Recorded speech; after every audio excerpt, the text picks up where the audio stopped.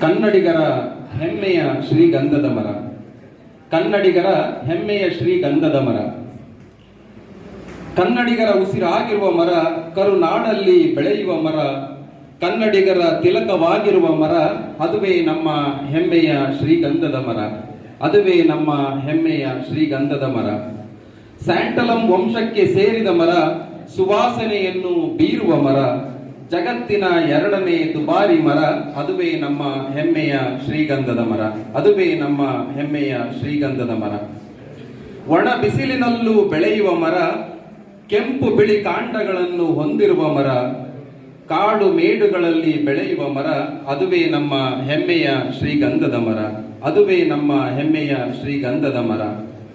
ದೇವರ ಮೂರ್ತಿಯ ಮಾಡುವ ಮರ, ಗಂಧದ ಹಾರಕ್ಕೆ ಬೇಕಾಗುವ ಮರ, ಔಷಧಿಗಳಲ್ಲಿ ಬಳಸುವ ಮರ, ಅದುವೇ ನಮ್ಮ ಹೆಮ್ಮೆಯ ಶ್ರೀಗಂಧದ ಮರ. ಅದುವೇ ನಮ್ಮ ಹೆಮ್ಮೆಯ ಶ್ರೀಗಂಧದ ಮರ.